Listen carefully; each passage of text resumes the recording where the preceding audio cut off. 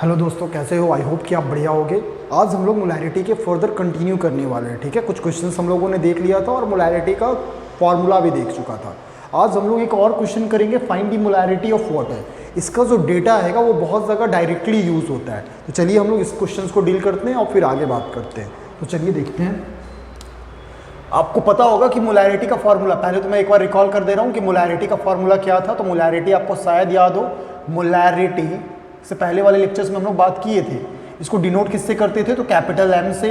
अगर इसका बात किया जाए फॉर्मूलाज, तो फॉर्मूला थे यहाँ पे आपका नंबर ऑफ मोल्स, ठीक है, ऊपर में आपका नंबर ऑफ मोल्स, नीचे में था आपका वॉल्यूम ऑफ सॉल्यूशन, और इसको किस में लेना था भाई? लीटर में। ये याद रखोगे, क्लियर है? Number of moles divided by volume of solution in litre. ठीक है, एक्चुअली क्या हुआ कि इससे हमें बहुत में से लेक्चर्स नहीं आई, लेक्चर्स बनाया गया था बट वो साउंड नहीं आ पा रहा था, साउंड अप डाउन हो गया था और आधे वीडियो में साउंड कट हो गया है, तो फिर से रिकॉर्ड करना पड़ रहा है। तो चलिए देखते हैं इस पर क्या बात करते हैं। ये क्लियर है? अब नंबर ऑफ मोल्स का भी हम लोगों ने फॉर्मूला बात किया था, मैं एक बार रिकॉल करवा दे रहा हूँ।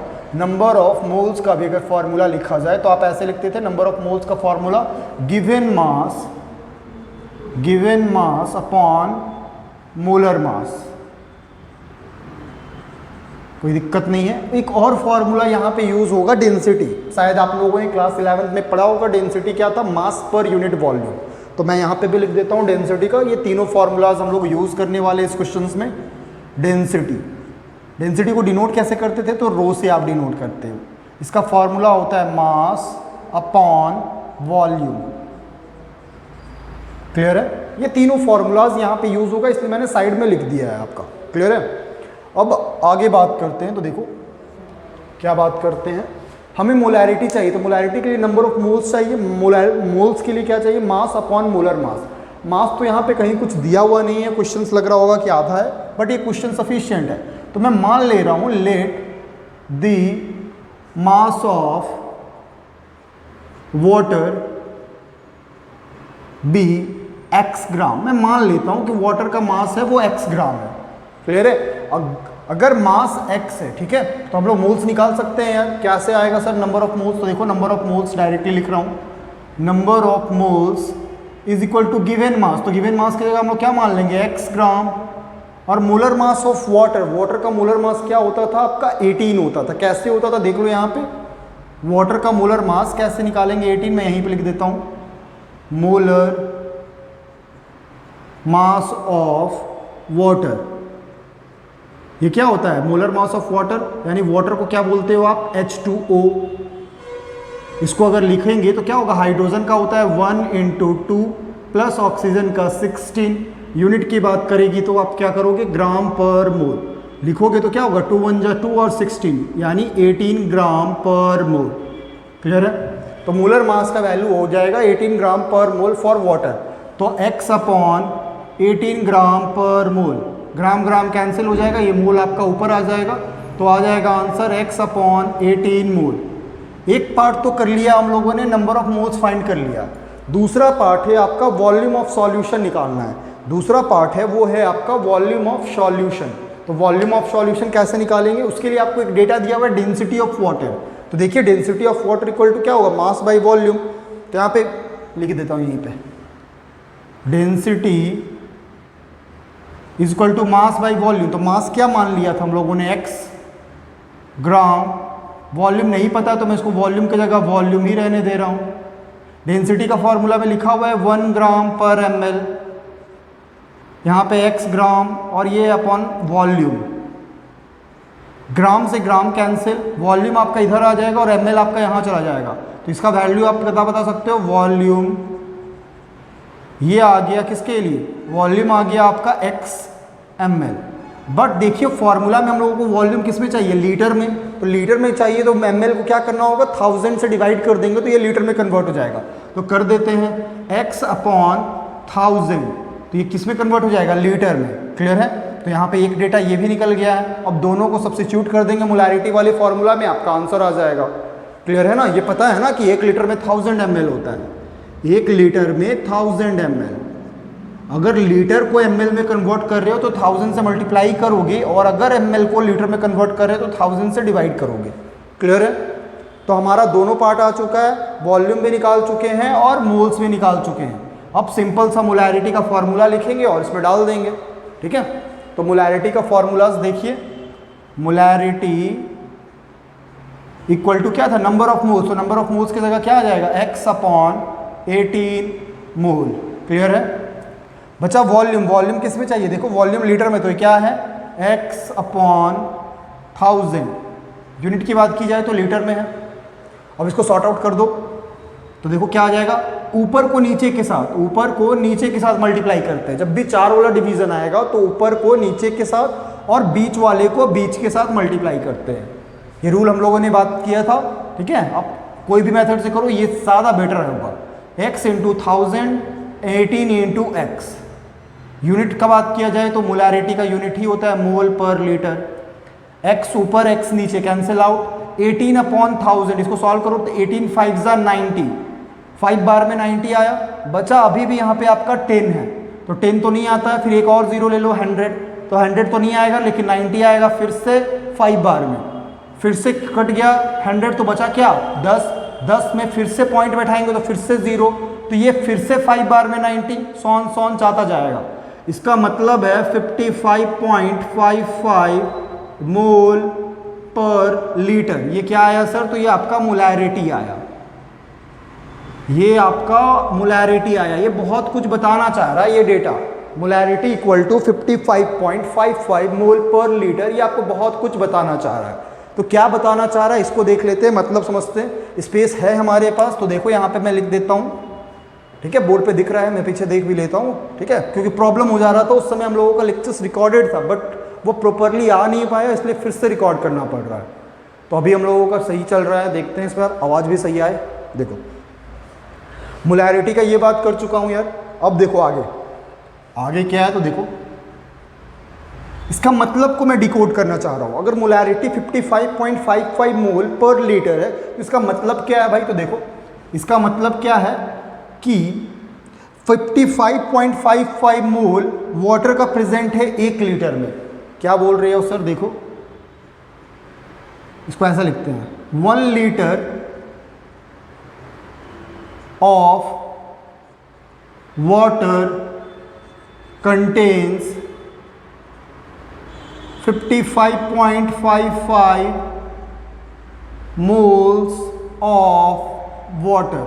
ये एक डेटा इंपॉर्टेंट है। अगर 1 लीटर के पानी के बॉटल में अगर आप पानी भर रहे हो, 1 लीटर पानी है तो उसमें कितने मोल्स होंगे वाटर के, 55.55 मोल्स होंगे। मॉलिक्यूल्स में कन्वर्ट कर सकते हो आप, Na से मल्टीप्लाई कर दो। अगर कोई पूछ दे कि नंबर ऑफ मॉलिक्यूल्स कितनी होंगे तो क्या करोगे, Na से मल्टीप्लाई करते थे भाई, ये क्लास 11th का ही का पार्ट है। तो नंबर ऑफ मॉलिक्यूल्स के लिए क्या करोगे, जितना मोल है 55.55, जितना मोल है उसको क्या करते हो, एवोगैड्रो नंबर से मल्टीप्लाई करते हो Na। अब ये क्या हो जाएगा, मॉलिक्यूल्स। ये बेसिकली बहुत बड़ा नंबर है। मोल्स पूछा जाए तो 55.55 मोल्स होगा 1 लीटर वाटर में, और अगर मॉलिक्यूल्स बोला जाए तो उससे जस्ट जितना मोल्स आया होगा उससे एवोगैड्रो नंबर से मल्टीप्लाई कर दो, उतना मॉलिक्यूल्स आपका प्रेजेंट होगा 1 लीटर पानी में। क्लियर है, आई होप कि ये क्लियर होगा, ठीक है। इसे नोट डाउन करो, फिर मैं इसे मिटाता हूँ और आगे चलता हूँ।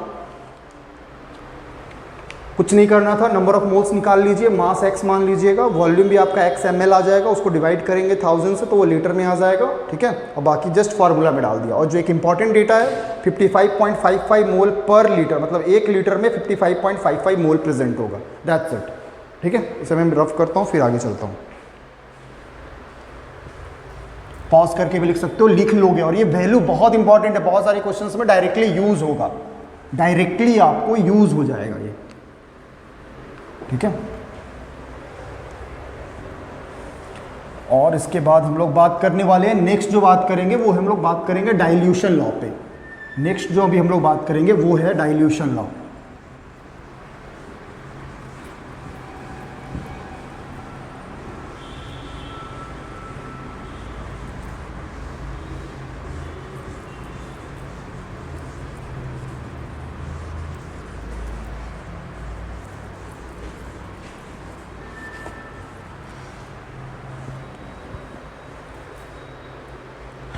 चलिए नेक्स्ट लॉ है वो हम लोग देख लेते हैं, डाइल्यूशन लॉ। ये बस मोलैरिटी का ही कंसेप्ट है। तो तो हम लोग देखने वाले हैं अभी डाइल्यूशन लॉ। इससे भी आपको सवाल मिलेगी बहुत सारी। डाइल्यूशन लॉ, डाइल्यूशन लॉ क्या होता है उसे भी हम लोग देख लेते हैं, फिर आगे चलेंगे। ठीक है, दिख रहा है, मैं बार बार देख रहा हूँ ताकि आपको दिखे यार, नहीं तो पता चलता है बीच में गायब हो जाता है। ठीक है, तो डाइल्यूशन लॉ पे बात करते हैं। तो देखो डाइल्यूशन लॉ क्या है। डाइल्यूशन का मतलब क्या होता है, किसी को पतला करना, समझ पा रहे हो? मतलब सॉल्वेंट का अमाउंट उसमें ज़्यादा आएगा। सॉल्वेंट का अमाउंट, डाइल्यूशन का सॉल्यूशन का मतलब भी है कि सॉल्वेंट का अमाउंट ज़्यादा होगा। एग्जाम्पल दे देता हूँ। एक मान लो आपके पास ये बीकर है, इसमें कुछ सॉल्वेंट है, कुछ सॉल्यूट एडेड है, मतलब सॉल्यूशन है तो इसका कुछ मोलैरिटी होगा। तो इस केस का मैं इस बीकर को 1 बोल रहा हूँ, इसका क्या है, जो भी मोलैरिटी होगा, जो भी कंसंट्रेशन होगा, उसको मैं क्या बोल दे रहा हूँ, M1। और इसका कुछ वॉल्यूम भी होगा, उसको मैं क्या बोल दे रहा हूँ, V। अब क्या किया गया, इसको डाइल्यूट किया गया। डाइल्यूट किया गया मतलब सॉल्वेंट को बढ़ाया गया। आफ्टर डाइल्यूशन, डाइल्यूशन का मतलब होता है सॉल्वेंट इज एडेड, सॉल्वेंट को ऐड किया गया है। ठीक है, तो सॉल्वेंट को ऐड करोगे तो देखो क्या हो जाएगा, सॉल्वेंट को अगर ऐड करोगे तो क्या हो जाएगा, इसका अमाउंट बढ़ जाएगा भाई, यानी वॉल्यूम में चेंज हो जाएगा। वॉल्यूम में चेंज हो जाएगा। सेम ही बीकर है, बस ये सेकेंड कंडीशन है, ये इनिशियल कंडीशन था, वो आपका फाइनल कंडीशन है। तो पहले जो यहाँ तक ही था आपका वॉल्यूम, अब वो वॉल्यूम बढ़ के और ऊपर हो जाएगा। ठीक है, तो क्या वॉल्यूम चेंज हो गया, तो इसको लिख सकते हैं इस केस के लिए वॉल्यूम क्या हो जाएगा, वॉल्यूम हो जाएगा V2। और अगर इसका मोलैरिटी का बात किया जाए तो मोलैरिटी क्या हो जाएगा, मोलैरिटी आपका हो जाएगा M2। क्लियर है? मोलैरिटी क्या, क्योंकि वॉल्यूम और मोलैरिटी रिलेटेड है, क्योंकि मोलैरिटी का फॉर्मूला आप लोग पढ़े होंगे यार, देखो अभी भी पहले लिखा था, molarity is equals to number of moles of solute, solute कहीं लेते हैं ना, number of moles of solute divided by volume of solution, volume of solution, इसको किस में लोगे, लीटर में। क्लियर है? यही हम लोग पढ़ रहे थे। तो अगर वॉल्यूम चेंज होगा, अगर वॉल्यूम चेंज होगा तो क्या चेंज हो जाएगा, मोलैरिटी चेंज। तो इसलिए वॉल्यूम चेंज हुआ, इसलिए मैंने मोलैरिटी को भी चेंज कर दिया। अब इस दोनों में रिलेशन बताना है। इस क्वेश्चंस का टारगेट ही है कि आपको M1V1 और M2V2 के बीच का रिलेशन बताना है। तो उसमें आपको हेल्प क्या करेगा, इस कौन सी चीज़ ऐसे है जो दोनों सॉल्यूशन में, इस सॉल्यूशन या इस बीकर में और इस बीकर में कॉमन है। तो आप थोड़ा दिमाग लगाओगे तो सॉल्यूट में कोई चेंज नहीं हुआ। Number of moles of solute, अगर हम लोग इसका x बोल देंगे तो इसमें भी वही रहेगा, number of moles of solute. अगर मैं XM मोल बोल दूं तो यहाँ पे भी number of moles of solute क्या रहेगा, x ही रहेगा, क्योंकि यही एक ऐसा डेटा है जो चेंज नहीं हुआ है। Number of moles of solute, इसमें भी x रहेगा, क्योंकि हम लोगों ने चेंज क्या किया है, सिर्फ सॉल्वेंट को, सॉल्यूट को हम लोगों ने कुछ भी नहीं किया है। तो सॉल्यूट अगर इसमें x था तो बाद में भी आपका x ही मोल रहेगा। ये क्लियर है? ठीक है, सॉल्यूट में आपका कोई चेंजिंग नहीं हुआ है, सिर्फ आपका सॉल्वेंट में चेंजिंग हुआ है। क्लियर है? तो फिर अब आगे बात करते हैं। तो देखो फॉर्मूलाज अगर लिखेंगे मोलैरिटी का तो क्या लिखेंगे इस केस के लिए, M1 is equals to number of moles की जगह x लिखेंगे, वॉल्यूम की जगह V लिखेंगे। क्लियर है? इसी को अगर फर्दर इलाबोरेट किया जाए तो लिख सकते हो x equal to M1V1, cross multiply किया बस M1V1 और x, तो इसको क्या बोल दूंगा, इक्वेशन 1। क्लियर है ना? उसी तरह से अगर इसके लिए भी लिखना चाहें तो क्या लिखेंगे, molarity equal to x upon V2। अगर इसको फर्दर इलाबोरेट किया जाए तो क्या लिखोगे बताओ, x equals to M2V2, cross multiply just करना है M2V2, और जो ये इक्वेशन आया है 1, इसको कह दे रहा हूँ 2। अब दोनों देखोगे, ये भी x बराबर M1V1, ये भी x इक्वल टू M2V2। तो क्या लिख सकते हो आप लोग, फ्रॉम 1 एंड 2 से, देखो यहीं पे लिख रहा हूँ, फ्रॉम 1 एंड 2, इक्वेशन 1 और 2 से हम लोग क्या पा रहे हैं, वी गेट, क्या पाए हैं बताओ, फ्रॉम 1 एंड 2 से हम लोग लिख सकते हैं, x का वैल्यू यही वाला डाल दे रहे हैं वहां पे, तो लिख सकते हो आप, देखो M1V1 is equals to M2V2। यही है आपका dilution law, M1V1 is equals to M2V2, इसी को हम लोग बोल रहे हैं डाइल्यूशन लॉ। ठीक है, डाइल्यूशन लॉ हम लोग इसी को बोल रहे हैं। क्या है सर? तो अगर इसको वर्ड्स में लिखना होगा तो मैं लिख दे रहा हूँ। बेसिकली जब अगर एक सॉल्यूशन को अगर डाइल्यूट किया जाता है, मतलब सॉल्वेंट को ऐड करोगे, तो मोल्स ऑफ सॉल्यूट कोई चेंज नहीं होगा, ठीक है। तो इस केस के लिए m1 था मोलैरिटी वॉल्यूम v1, इसके लिए मोलैरिटी m2 वॉल्यूम v2, ठीक है, m2 और v2 वॉल्यूम, ठीक है। अब इसके साथ क्या बोला गया? डाइल्यूशन। तो डाइल्यूशन करने पे क्या चेंज नहीं हुआ? मोल, तो मोल वही रहा। तो x इक्वल टू हम लोगों ने क्या लिखा? m1 v1 and x equal to क्या लिख दिया हम लोगों ने? m2 v2। इक्वेशन 1 और 2 को रिलेट किया तो हम लोगों का क्या आ गया? m1 v1 बराबर m2 v2। इसी को क्या कह रहा हूँ? Dilution law. बस इसी को इंग्लिश में लिख दूंगा, उसी का स्टेटमेंट हो जाएगा, ठीक है। तो लिख देता हूँ स्टेटमेंट भी, ठीक है। If a solution having concentration m1 and volume v1, ठीक है, अगर कोई सॉल्यूशन है जिसका कंसंट्रेशन m1 है एंड वॉल्यूम v1 है, देन आफ्टर डाइल्यूशन